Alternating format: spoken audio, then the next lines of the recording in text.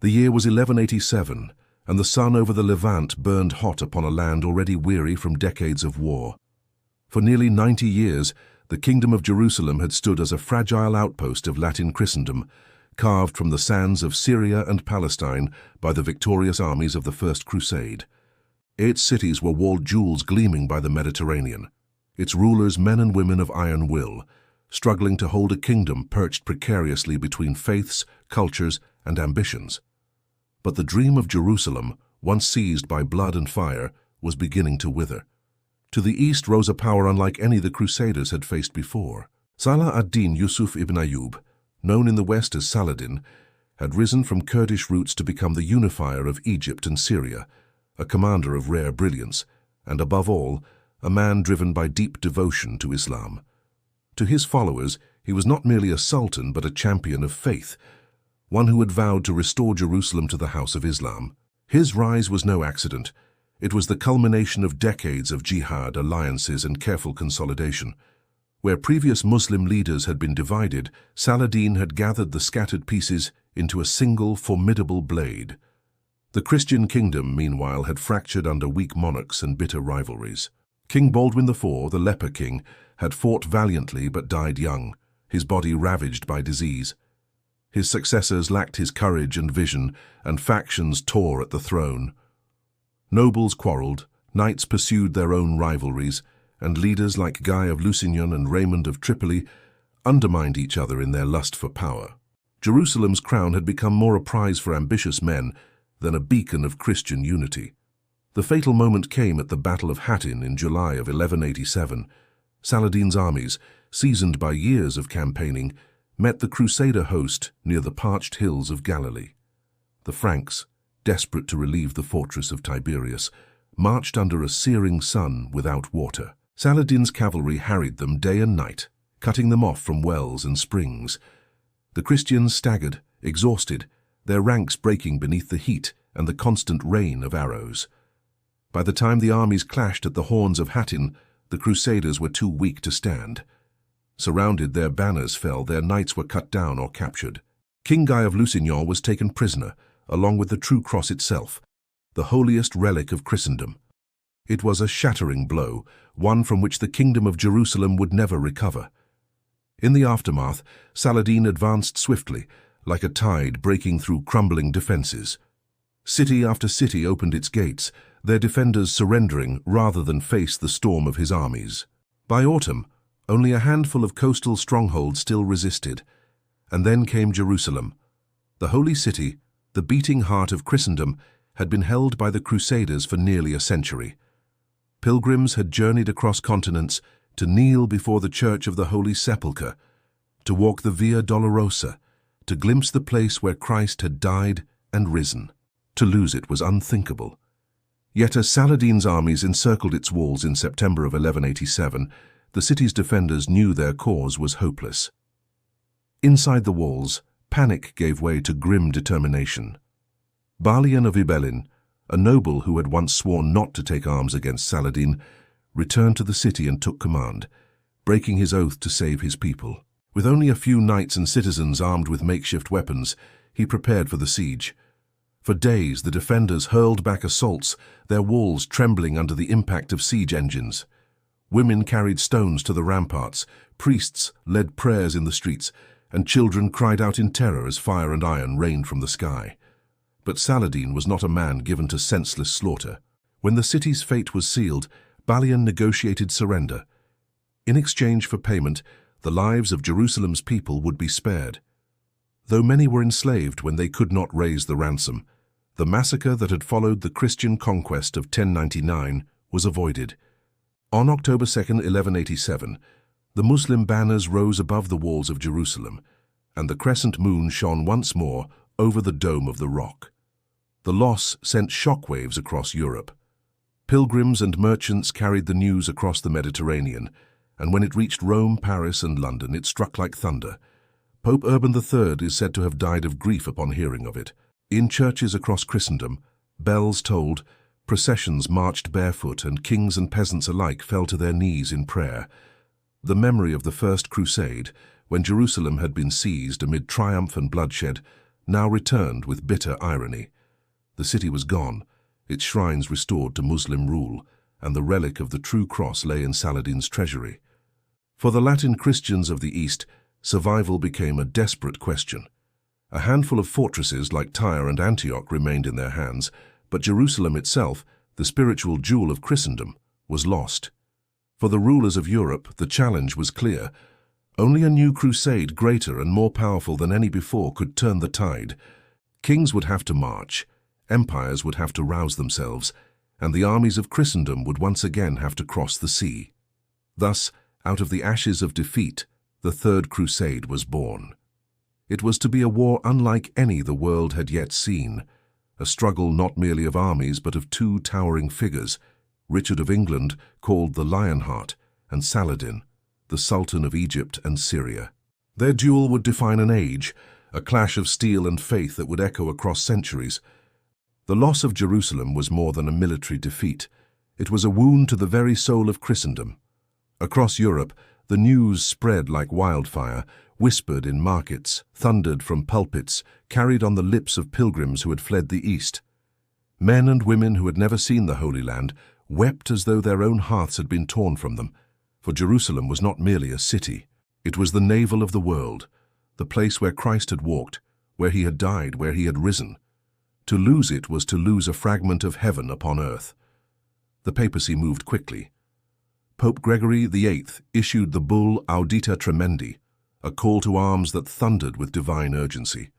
In it he declared that God himself had permitted the calamity as punishment for the sins of Christendom, and that only through repentance, penance, and armed pilgrimage could salvation be restored.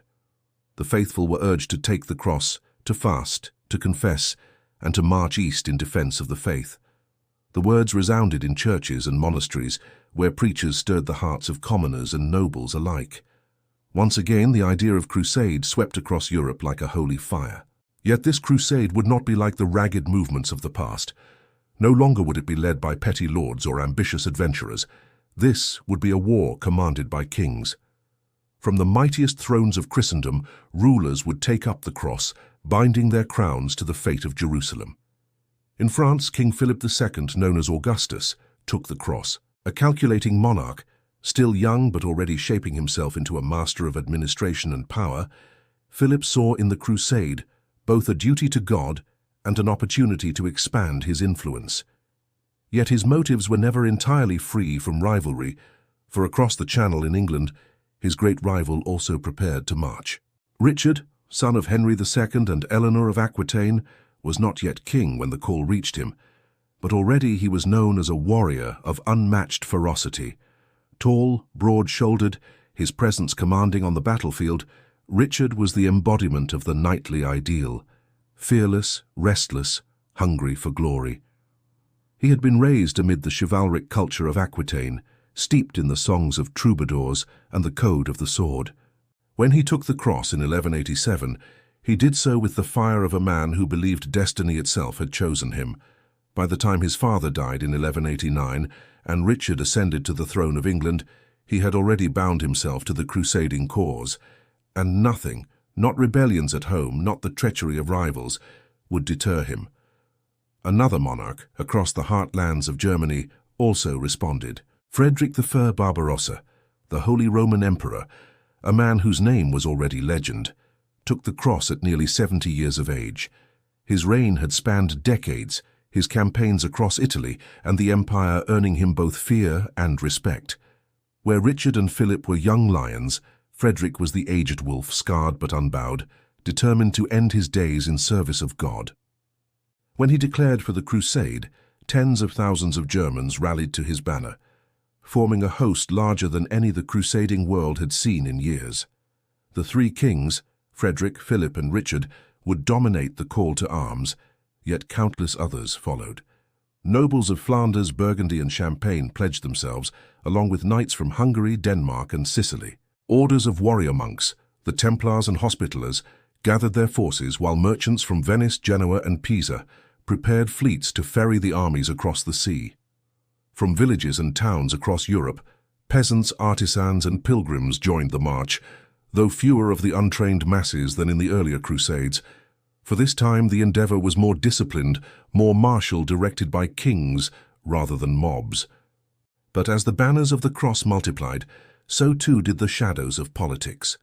For though the kings swore to march for God, they remained rivals in power and ambition.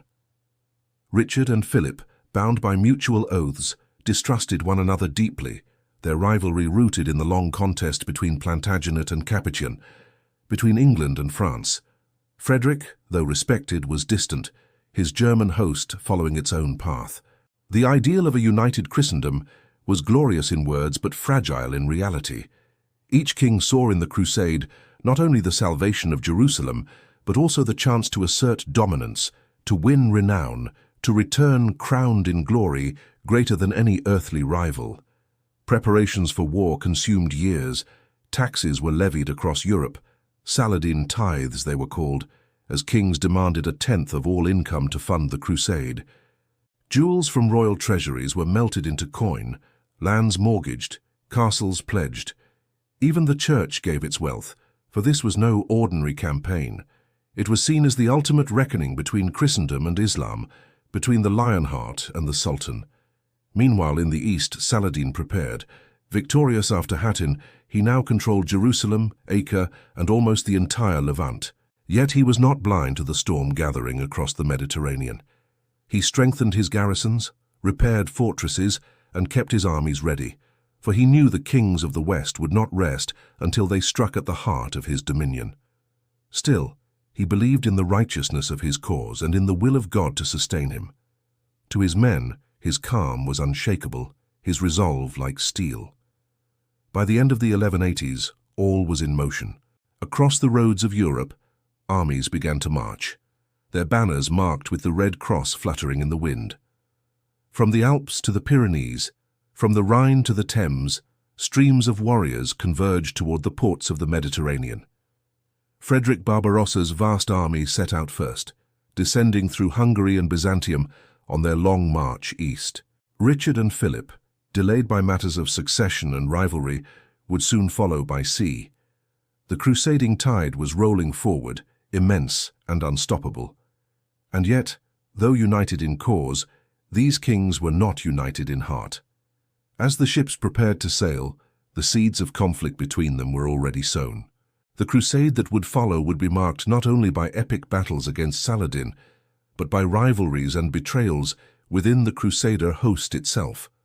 The road to Jerusalem would be paved with both heroism and discord, with triumph and disillusion. The call had been sounded, the crosses taken, the kings had sworn their vows. Now the stage was set for one of the greatest confrontations in medieval history, where faith and ambition, steel and strategy would collide in the furnace of the Holy Land. Before steel ever clashed and banners ever met upon the fields of Acre and Arsuf, the Third Crusade was already defined by two names that echoed across continents: Richard the Lionheart and Saladin. They were men born of different worlds, molded by different faiths, yet bound together by destiny. Their duel would become the stuff of legend, their rivalry remembered not simply as a clash of armies, but as a meeting of two larger-than-life spirits who embodied the ideals, contradictions, and passions of their age. Richard, son of Henry II of England and Eleanor of Aquitaine, grew up in the turbulent heart of a dynasty that stretched across England and France. He was not destined for a quiet reign. Tall and commanding, with hair that glinted like copper and a presence that filled the battlefield, Richard was every inch the warrior king. From his youth, he preferred the sword to the scepter, the clash of lances to the intrigue of court. He was raised among troubadours, his mother's court steeped in poetry and chivalry, and from that world he drew both a sense of knightly romance and a fiery temper that knew little patience for diplomacy. Yet Richard was more than a brute of war. He was a strategist, a commander whose instincts for battle bordered on genius. His soldiers adored him, for he shared their hardships, marched beside them, and fought in the thick of the fray. To his enemies, he was terrifying, his reputation spreading ahead of him like a shadow. They called him Coeur de Lion, the Lionheart, not only for his courage but for his ferocity, for the way he hurled himself into combat with the hunger of a predator. And though he could be ruthless, slaughtering prisoners when he deemed it necessary, He could also show magnanimity, a duality that made him both feared and admired. But Richard's greatness was also his flaw. He cared little for governance, seeing kingdoms not as realms to be nurtured, but as sources of men and wealth for war. His heart belonged to the battlefield, not the throne room. For this crusade, that passion made him formidable. For his dynasty, it would one day prove disastrous. Saladin, by contrast, was born far from the courts of Europe, in Tikrit, along the Tigris, the son of a Kurdish family of modest standing. Where Richard was shaped by the ideals of chivalry, Saladin was formed by the disciplines of Islam and the traditions of service to empire. His youth was not marked by reckless charges, but by careful learning of administration, law, and faith. He rose to prominence in the service of Nur ad-Din of Syria, and later carved his path to power through a combination of military skill, loyalty, and shrewd diplomacy. When he became Sultan of Egypt and Syria, Saladin did not seek glory for himself alone. His vision was greater: to unite the fractured Muslim world under a single banner of jihad, to drive out the Crusaders, and to restore Jerusalem to Islam. His leadership was as much moral as it was military. To his people, he was not simply a warrior, but a just ruler, a man who prayed with them, who lived modestly despite his power, who forgave when others demanded vengeance. He embodied the Islamic ideal of the mujahid, the warrior in the path of God, and his reputation as a man of honor spread even into the courts of Europe. Yet Saladin was no saint in war. He was pragmatic, and when necessity demanded, he could be ruthless. Prisoners were executed, enemies crushed without mercy, but unlike many of his contemporaries, he sought to temper conquest with clemency, believing that mercy could win hearts where bloodshed only sowed hatred. His capture of Jerusalem had shocked Europe, but it had also impressed even his enemies with its restraint, sparing the city from the massacre that had followed the First Crusade. What made the confrontation between these two men so compelling was not merely their power, but their similarities. Both were commanders who inspired loyalty beyond fear, leaders who embodied the ideals of their cultures. Both valued honor, though they defined it in different ways. Both were devout, Richard as a crusader fighting for Christendom, Saladin as a servant of Islam. Each man saw himself as the sword of God's will, chosen to defend the sacred against the profane. And yet, there was a paradox. For though they fought as mortal enemies, they also developed a curious respect for one another. Richard admired Saladin's honor and his restraint, while Saladin respected Richard's courage and skill. Tales would spread of gifts exchanged across the battlefield, of Saladin sending fruit and horses to his foe, of Richard marveling at his enemy's generosity. Whether all of these stories were true or embroidered by later chroniclers, they reflected the fascination these men inspired even in each other. They were rivals, but they were also mirrors, each recognizing in the other a reflection of greatness. The crusade that was about to unfold would thus not be remembered as a clash of faceless armies, but as a duel of titans. Chroniclers in the West sang of Richard's chivalry, while poets in the East praised Saladin's justice. Together, they transformed the Third Crusade from a mere campaign into an epic, a struggle framed as the meeting of lion and sultan, of cross and crescent, of two men who seemed to stride out of legend itself. But admiration could not soften the reality. Richard and Saladin would meet not in salons or courts, but on blood-soaked fields where mercy was scarce and victory demanded sacrifice. And as their banners began to converge on Acre, the first great clash of their rivalry loomed on the horizon. The city of Acre lay upon the Mediterranean coast, its harbors deep, its walls formidable, its position vital. Whoever held Acre held the gateway into the Holy Land, for it was the key to supply lines, the anchor for armies arriving by sea, the hinge upon which the crusade could turn. In 1189, after the catastrophe at Hattin, Acre fell to Saladin, but almost immediately the Crusaders set their eyes upon it. They would take it back or die before its gates. What began as a bold assault became one of the longest and most grueling sieges of the Middle Ages, stretching nearly 2 years. The first to lay camp outside the walls were contingents of the remaining Frankish lords under Guy of Lusignan, the disgraced king of Jerusalem who sought to restore his shattered crown.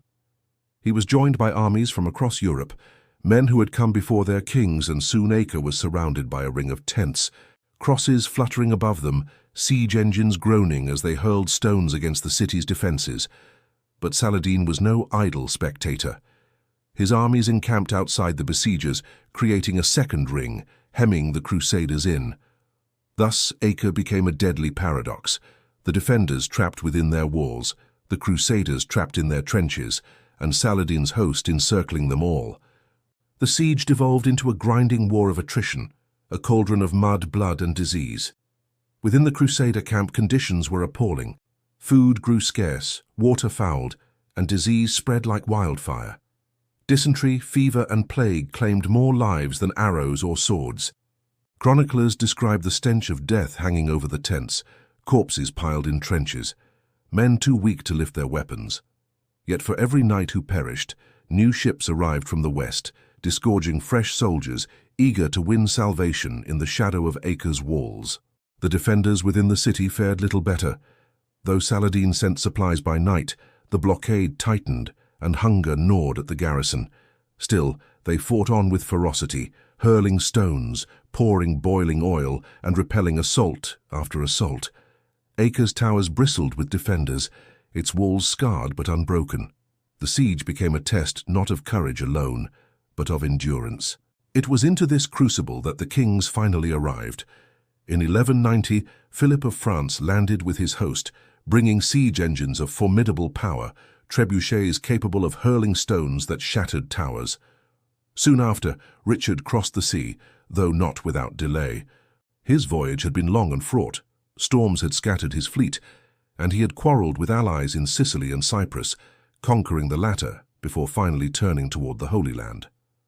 But when he landed at Acre in 1191, the Crusader camp erupted in hope. For with Richard came not only reinforcements, but a commander whose reputation struck awe into friend and foe alike. Richard wasted no time. Though fever struck him shortly after his arrival, he directed the siege from his bed, overseeing the placement of engines, the digging of mines, the relentless bombardment of the walls. Philip, less martial but highly efficient, pressed the work of engineers and archers, and together the kings coordinated a renewed assault. Stones rained upon the city, towers trembled, and battering rams pounded the gates. From within, the garrison resisted with desperate courage, but the walls were buckling, their strength fading. Saladin, watching from his camp, launched repeated assaults upon the besiegers to relieve the pressure, sending waves of cavalry against the trenches, arrows darkening the sky. But Richard's defences held, and the Crusaders repelled attack after attack. Each side bled, thousands falling in skirmishes, but the city remained the crucible in which the fate of the crusade would be decided. At last, after 2 years of unrelenting struggle, Acre could endure no more. In July 1191, the garrison surrendered. The banners of the cross rose over its walls, and the Crusaders poured into the battered city. For the first time since Hattin, the Latin Christians had seized a decisive victory. The morale of the crusade soared, and the king stood triumphant. Yet victory carried with it a bitter shadow. Negotiations over the fate of the prisoners, some 3,000 Muslim captives, soon broke down. Saladin delayed the payment of ransom, hoping to buy time, while Richard, impatient and pressed by the needs of his army, grew furious. In a grim display meant to cow his enemy, he ordered the mass execution of the prisoners before the walls of Acre. Chroniclers record the slaughter in grim detail, the ground stained with blood as captives were put to the sword. Saladin, though enraged, did not falter. He executed his own captives in retaliation, and the war resumed with renewed ferocity. Acre had fallen, but Jerusalem remained beyond reach. The Crusaders had won a foothold, yet they knew the Sultan would not yield his prize so easily. Richard, now firmly established as the driving force of the crusade, prepared his men for the next stage, the march south along the coast, where Saladin's army shadowed them at every step. Ahead lay battles that would test the genius of both men, battles where the clash of cross and crescent would thunder across the fields of Arsuf and Jaffa. When Acre finally fell, the Crusaders rejoiced, but their greatest challenge still lay before them. The holy city itself, Jerusalem, remained in Saladin's hands, and every man in Richard's host knew that their journey had only just begun. The road to Jerusalem stretched across hostile ground, and Saladin's armies shadowed them like wolves waiting to strike. Richard, now the undisputed leader of the Crusade after Philip of France departed for home, understood the peril of the march. His army was powerful but vulnerable, burdened with supplies, slowed by the sheer mass of men, horses, and wagons. Saladin, master of cavalry, would seek to harry them at every step, to bleed them dry before they could even approach the walls of Jerusalem. It was a test of endurance, discipline, and leadership. The Crusaders marched in tight formation, Richard arranging his men with meticulous care. Knights in shining mail marched alongside infantry, archers ready with their bows, crossbowmen keeping watch for sudden ambushes. The baggage train was protected within, shielded by walls of steel and shields. At the center rode Richard himself, commanding with a steady hand, never straying far from the lines. His orders were clear. No man was to break ranks. No knight was to charge without command, no matter how fierce the taunts or how sharp the arrows. Saladin's army followed closely, thousands of horsemen riding in arcs around the column. They fired arrows in endless volleys, their mounts darting in and out with lightning speed. The sky darkened with shafts, drums thundered, and horns blared, filling the air with chaos. But Richard's men held firm. Shields raised, helmets low, they advanced step by step like a wall of iron crawling across the land. Day after day the pattern repeated. Saladin's cavalry struck, loosing arrows, then vanished into the dust. The Crusaders endured in silence, their discipline unbroken. The temptation to charge was great, especially among the fiery knights who longed to unleash their power. But Richard reined them in with iron authority. He knew that to scatter his cavalry in reckless pursuit would be to play into Saladin's hands, to be cut down in the desert by nimble horsemen.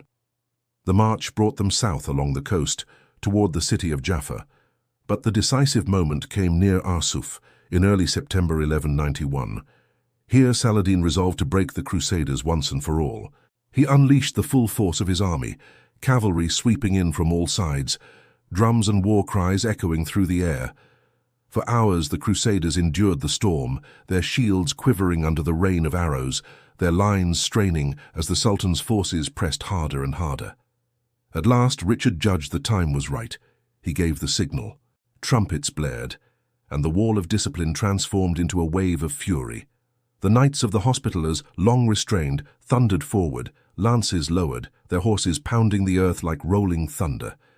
The charge smashed into Saladin's cavalry with the force of a tempest, scattering riders, breaking lines, cutting down men in an explosion of steel and blood. Richard rode with them, the Lionheart at the head of the storm, his banner flying, his sword flashing in the sun. Chroniclers tell of his presence striking awe into friend and foe alike, his courage igniting his men with wild ferocity.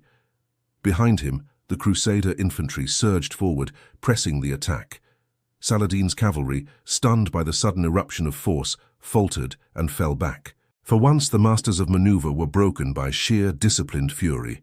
The battle raged, but the momentum had shifted. Saladin's men regrouped and counterattacked, yet Richard pressed relentlessly, rallying his knights, turning disorder into victory. When the dust settled, the field of Arsuf belonged to the Crusaders. Saladin, though not destroyed, had been dealt a rare and stinging defeat. His aura of invincibility cracked, while Richard's reputation blazed brighter than ever. The victory at Arsuf electrified the Crusader host. They had faced the full might of Saladin and emerged triumphant. Songs spread of Richard's valor, of his steady hand in the march and his fury in the charge. To his men, he was the very embodiment of the crusading knight, a warrior chosen by God to lead them to Jerusalem. To Saladin, he was now a foe unlike any other, a man whose genius he could not underestimate. Yet despite the triumph, the march had not ended. The Crusaders pushed onward, securing Jaffa and establishing their hold upon the coast. But Richard knew well that the road ahead was fraught with peril. Jerusalem still loomed in the distance, and every step closer invited Saladin's wrath. The Sultan, though beaten at Arsuf, was far from broken. His armies still vast, his will unshaken, he would shadow the Crusaders still, waiting for his moment to strike again. Thus the march to Arsuf became both a victory and a warning. Richard had proven his brilliance, his men had tasted triumph, but the war was far from won. Ahead lay Jerusalem itself, the ultimate prize, yet also the ultimate test. For though battles could be won by steel and courage, the fate of the Holy City would demand more than martial skill. It would demand endurance, patience, and perhaps sacrifices greater than even Richard had yet imagined. The victory at Arsuf was like a beacon in the gathering gloom of the Crusade. After months of hardship, after the bloody stalemate of Acre, the Crusaders now strode forward with renewed confidence. Richard had shown them the way, proving that with discipline and courage, Saladin could be bested. The Lionheart's name spread like wildfire, carried in the songs of the campfires, and whispered in the courts of Europe. He was the shining star of Christendom, the knight who could restore Jerusalem to Christian hands. But war is not a song, and glory alone could not sustain the march. The Crusaders advanced along the coast to Jaffa, securing the port as their next stronghold. Ships poured in supplies, reinforcements, and precious goods, giving the army a lifeline that stretched back across the Mediterranean. Jaffa was not Jerusalem, but it was the key to reaching it, a safe harbor where Richard could plan his next move. From Jaffa, the road bent inland, winding across the hills and plains of Palestine. Here lay the great prize of the Crusade, Jerusalem, the Holy City, where Christ had walked and where salvation was promised. For the soldiers, priests, and pilgrims who followed Richard, the very thought of marching on its walls filled them with holy fire. The relic of the true cross had been lost at Hattin, yet the dream of reclaiming the sacred places of Christ's passion burned brighter than ever. Yet Richard, ever cautious, weighed the path ahead with a soldier's eye. The march to Jerusalem was perilous. The further they strayed from the sea, the weaker their supply lines would grow. Saladin's armies, though bruised at Arsuf, remained strong, gathering strength in the hills, ready to strike. The summer heat would scorch the men, water would grow scarce, and the longer they lingered in the land, the harder it would be to hold it. And so the Crusaders advanced but halted, advanced but faltered. Twice Richard brought his army within sight of Jerusalem's walls. Twice the city shimmered on the horizon like a vision of heaven. But twice he pulled back, unwilling to gamble everything on a siege he could not sustain. It was a bitter decision, one that sowed doubt and discontent among his men. To march so far, to see the Holy City so close, and then to turn away. It seemed to them like betrayal, a wound upon the soul of the Crusade. Richard was not blind to their anguish. Chroniclers tell us he wept with his soldiers, torn between his duty as a king and his devotion as a pilgrim. For he too longed to kneel at the Holy Sepulchre, to lay his sword at the tomb of Christ. But as a commander, he saw what others did not, that to seize Jerusalem was not to hold it. Without secure control of the countryside, without water, without reinforcements, the city would become a tomb for the Crusaders themselves. Meanwhile, Saladin watched, patient as a falcon circling the skies. The Sultan fortified the city, repaired its walls, and prepared for siege. His men harassed the Crusaders at every turn, striking supply lines, ambushing stragglers, testing their resolve. Yet he too bore the weight of strain. His empire stretched wide, his armies exhausted from endless war, his treasury strained by the cost of defense. Both men, the Lionheart and the Sultan, played a game of endurance as much as of steel. Diplomacy also flickered like a torch in the darkness. Envoys passed between the two camps, bearing proposals, counter-offers, and promises. Richard even suggested marrying his sister Joanna to Saladin's brother Al-Adil, forging a union that might unite Christian and Muslim rule in Jerusalem. It was a bold idea, almost unthinkable, and though it faltered in the end, it revealed Richard's pragmatism, his willingness to seek peace where war seemed endless. Yet peace would not come so easily. Each side probed for weakness, each tested the other's resolve. Saladin could not surrender Jerusalem, the jewel of Islam, without tearing his reputation to shreds. Richard could not return to Europe empty-handed, for kings who failed in the Holy Land were remembered with scorn. And so the stalemate deepened, armies marching and counter-marching, victories gained and lost, but the Holy City itself remaining untouchable. Still, the crusade was not without triumphs. Jaffa was secured and fortified, a bastion against Saladin's attempts to reclaim the coast. Smaller fortresses fell to the Crusaders, tightening their grip on the shoreline. Richard's reputation as a commander grew with every maneuver, his discipline keeping the army united, even when hunger, thirst, and despair threatened to tear it apart. He was no reckless gambler, but a calculating strategist seeking not only to conquer but to endure. Yet the men murmured. For the common soldier, the war was not about strategy but salvation. They had taken the cross to free Jerusalem, and every day the city remained in enemy hands was a wound upon their faith. Priests thundered in sermons that hesitation was sin, that God's favor demanded action. The tension between soldier and king, between piety and pragmatism, grew sharper with every passing month. Thus the road to Jerusalem was not marked by triumph alone, but by doubt, longing, and the slow erosion of certainty. Richard had led them to victory at Arsuf, had given them Jaffa, had struck fear even into Saladin's heart. Yet Jerusalem remained beyond their grasp, a city glimpsed but never touched, a promise unfulfilled. And so the crusade teetered on a knife's edge. Would Richard gamble everything on a desperate siege? Would Saladin's patience break, unleashing another storm upon the invaders? Or would diplomacy, that frail and fleeting hope, bring an end to the war? The answer lay in the months ahead, when the struggle would flare once more in fire and blood along the coastal plain, in battles as fierce as any fought beneath the sun. As the Crusaders lingered on the coastal plains, balancing between hope and hesitation, Saladin sought to break the stalemate. The Sultan had seen Richard's caution before Jerusalem and knew the Lionheart would not gamble rashly. To tip the scales, he turned his gaze upon the key port of Jaffa. This city, freshly fortified by the Crusaders after Arsuf, was the anchor of Richard's campaign. If Jaffa fell, the Crusaders would lose their lifeline to the sea, and the dream of Jerusalem would crumble. In July 1192, Saladin moved swiftly, gathering his forces and striking with speed and ferocity. His troops surged against Jaffa's walls, scaling ladders, battering gates, storming the defenses with cries of Allahu Akbar ringing across the fields. The city's garrison, though brave, was small and taken by surprise. They fought desperately, but the tide of warriors overwhelmed them.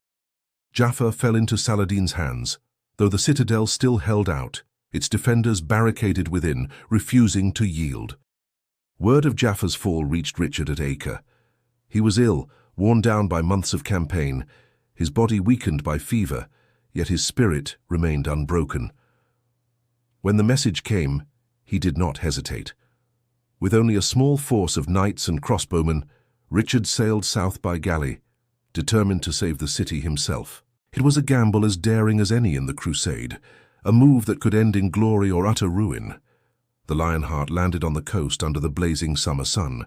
He found chaos and despair, the defenders of the citadel near collapse, the city itself crawling with Saladin's men. Without waiting for his full force, Richard led a sudden counterattack. His knights charged from the shore straight into the heart of the enemy, their steel flashing, their battle cries thundering across the fields. The shock of their assault scattered Saladin's men, who had not expected Richard himself to descend upon them with such fury. Chroniclers tell of Richard moving through the fray like a warrior of legend. Sword in hand, he cut down foes left and right, his banner flying high as a rallying point for his men. His courage lit a fire in the hearts of the Crusaders, who surged forward behind him, retaking the city street by street.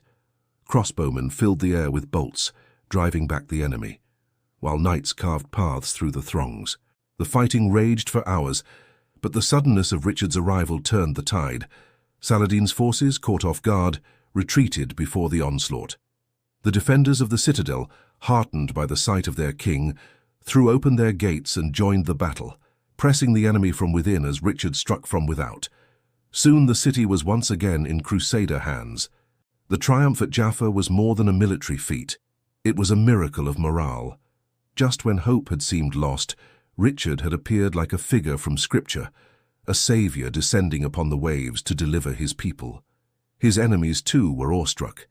Even Saladin's own chroniclers admitted admiration for the Lionheart's audacity, his willingness to risk everything for the sake of his men. But Saladin was not finished. Gathering his cavalry, he launched another assault upon the city, determined to crush the Crusaders once and for all. The fields outside Jaffa became a battlefield once more, the clash of steel and thunder of hooves filling the air. Richard arranged his men in disciplined lines, crossbowmen behind walls of spears, knights ready to countercharge at his signal. Time and again Saladin's horsemen swept forward, arrows raining down, only to be repelled by volleys of bolts and sudden counterattacks. At one point, Richard himself seized a crossbow, firing alongside his men, a king fighting as an ordinary soldier. At another, he led a small group of knights in a desperate charge, scattering the enemy's vanguard with his own hand. His armor gleamed, his voice carried across the din, and his presence seemed to make his men unbreakable. The battle raged for 2 days, but Saladin could not break Richard's defense. Finally, the Sultan withdrew, his army battered and his hopes of retaking Jaffa dashed. The city stood firm, and with it the Crusader foothold upon the coast remained secure. The defense of Jaffa was Richard's last great battlefield triumph of the Crusade. It cemented his reputation as a commander of unmatched brilliance, a warrior whose very presence could change the tide of war. For Saladin, it was a bitter disappointment, though his respect for his enemy only deepened. He had faced many foes, but never one so fearless, so disciplined, so unyielding as the Lionheart. Yet even in victory, Richard knew the truth. Time was running out. His health was failing. His kingdom in Europe was threatened by his brother John and by Philip of France, who plotted in his absence. The Crusade had won glory, but not its ultimate prize. Jerusalem remained in Muslim hands, and both sides, weary from years of war, began to look not to conquest, but to peace. The war that had begun with fire and zeal was now winding toward an uneasy truce, a settlement born not of triumph, but of exhaustion. Still, the defense of Jaffa shone like a jewel in the tale of the Crusade, a moment when Richard the Lionheart seemed larger than life, the very embodiment of knightly valor, standing against the tide of despair and turning it back with sword and spirit alike. By late 1192, the sun had scorched another summer into the plains of the Levant, and both armies bore the marks of months of endless campaigning. Richard the Lionheart, once a fiery whirlwind of action and aggression, now felt the weight of fatigue pressing upon his broad shoulders. Fever and wounds slowed him, yet his mind remained sharp, calculating every move, weighing every risk. Across the field, Saladin too carried the burden of war. His armies had been tested repeatedly, yet the Sultan remained unbroken, his resolve intact, his vision of Jerusalem unwavering. The march of the Crusade had carved a landscape of victories and losses, of brilliant feats like Asaf and Jaffa, of stalemates and missed opportunities. Richard had proven his genius, and his soldiers revered him. Saladin had demonstrated resilience and strategic brilliance, earning the admiration of friend and foe alike. Yet despite these titanic efforts, the holy city itself remained beyond reach, a prize unattainable by sheer force. Jerusalem's walls still gleamed in the sun, untouched by Crusader siege engines, unbroken by knightly valor. Both leaders recognized the same truth. The war had exhausted them, and further bloodshed could yield nothing new. Diplomacy, fragile yet necessary, became the path forward. Envoys crossed the battle lines, carrying letters and messages, offering terms that neither king nor sultan could entirely ignore. Each sought to preserve honor, maintain prestige, and yet secure practical outcomes for their followers. The result was the Treaty of Ramla, signed in September 1192. Jerusalem would remain under Muslim control, its sacred mosques and shrines safeguarded by Saladin, who agreed to allow unarmed Christian pilgrims access to the city. In return, the Crusaders retained a strip of the coast, from Jaffa northward, ensuring that Richard's forces could remain supplied by sea and maintain a foothold in the Holy Land. A fragile peace, neither complete victory nor total defeat, yet sufficient to end the immediate bloodshed. The treaty reflected the character of the two leaders as much as the balance of power. Richard accepted that Jerusalem could not be taken by force without risking the annihilation of his army. Saladin, magnanimous yet firm, recognized the limits of his own resources and the courage of his adversary. Mutual respect, forged through months of battle, tempered the negotiations. Letters and gifts were exchanged, reminders that even in war, honor and recognition of skill could survive. As the armies withdrew, the Crusaders looked upon the land they had fought so fiercely to reclaim. The coast was secure, but Jerusalem, the ultimate goal of the crusade, glittered in the distance like a star that could not be reached. Richard's men mourned the city's continued loss, yet celebrated their survival, their victories, and the legendary deeds that had marked the campaign. Saladin, returning to his capital, consolidated his conquests, his prestige unbroken, his legend as defender of Islam cemented for generations. For Europe, the Third Crusade was both triumph and disappointment. Richard returned to England hailed as a hero, though his kingdom had suffered under neglect and internal strife during his absence. Philip of France, who had departed earlier, had secured his own political gains, leaving Richard to carry the bulk of the fighting. Yet the stories of valor, of knights charging into fire, of kings leading from the front, of discipline and courage in the face of overwhelming odds, spread across the continent, fueling the imagination of Europe for centuries. Saladin's legacy, too, grew. To Muslims, he became the paragon of chivalric virtue, a ruler who balanced mercy with justice, strategy with honor. Even his enemies could not deny his greatness, and Richard himself would speak with admiration of the Sultan, acknowledging the rare courage and wisdom that had made him worthy adversary. The Third Crusade ended not with the thunder of captured gates, but with the quiet understanding of limits, of what could be achieved and what must be accepted. It was a war of titans, of two men larger than life, whose clash defined an era and whose names would echo through history. Richard the Lionheart, the fiery knight of Europe, and Saladin, the just sultan of the Muslim world. Their struggle was not merely for land or power, but for faith, honor, and the enduring hope that the sacred could be preserved in a world defined by conflict. And so, the Holy Land remained a land of contested dreams. The Crusade had not reclaimed Jerusalem, but it had proven that the West could challenge the East, that valor and discipline could withstand strategy and faith, that men of iron and vision could shape history. In the hearts of their followers, in the chronicles of their lands, Richard and Saladin became more than leaders. They became symbols, embodiments of an age where kings and sultans, warriors and saints met on the battlefield and left behind stories that would never fade. The Third Crusade was over, but its legend had only begun. The Third Crusade ended not with the triumph of one faith over another, but with the recognition of limits, both human and divine. Jerusalem remained under Muslim control, yet the Crusaders had proven that they could challenge the greatest armies of the East and survive to tell the tale. They had held the coast, fortified Jaffa and Acre, and left a legacy of discipline, courage, and tactical brilliance that would shape future campaigns. Richard the Lionheart returned to Europe a hero, his name whispered in awe in courts, villages, and monasteries. He embodied the ideal of the Crusader, fearless, tireless, unyielding. His victories at Arsuf and Jaffa became legends, retold in songs and epics, inspiring generations of knights. Yet his reign was marked by contradiction. While he had achieved glory abroad, his absence left England in turmoil, his treasury depleted, and his kingdom vulnerable. The man who had stared death in the eyes on the plains of Palestine had also learned that the crown at home required a different kind of strength, one that his sword alone could not provide.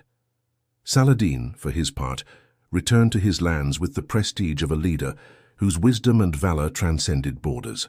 He had defended Jerusalem without slaughtering its people, had balanced mercy with strategy, and had faced one of the greatest warriors of the age with unbroken dignity. To Muslims, he became a symbol of unity and faith. To Christians, a worthy adversary whose honor could not be denied. Even Richard respected him, and their mutual admiration, forged through battle and diplomacy, became the stuff of legend. The Third Crusade reshaped the political landscape of the Eastern Mediterranean. Crusader holdings along the coast remained secure, ensuring a foothold for European powers for decades to come. Trade flourished, fortified cities became hubs of culture and commerce, and the idea of crusading itself evolved. Europe had seen that a determined, well-led army could challenge the great Islamic powers, but it had also seen the limits of conquest. The Holy Land would remain contested for centuries, a testament to the enduring tension between ambition, faith, and pragmatism. The stories of Richard and Saladin endured far beyond their lifetimes. They became archetypes, symbols of the chivalric ideal and the just ruler, of courage tempered by wisdom, of valor balanced with mercy. Minstrels and chroniclers carried their tales across Europe and the Middle East, immortalizing battles, negotiations, and feats of daring. The Lionheart and the Sultan were no longer merely men. They were legends, figures larger than the sum of their armies, whose clash had illuminated an age defined by faith, warfare, and the pursuit of honor.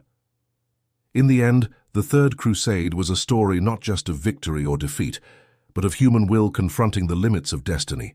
It was about men who chose courage over comfort, action over hesitation, duty over safety. It was about a war fought not only with swords and siege engines, but with intellect, patience, and the careful reading of one's adversary. It was about the enduring power of leadership, the weight of responsibility, and the fragile, fleeting nature of glory. And so the Holy Land remained a place of dreams and devotion, of conquest and compromise, forever marked by the footsteps of the Lionheart and the Sultan.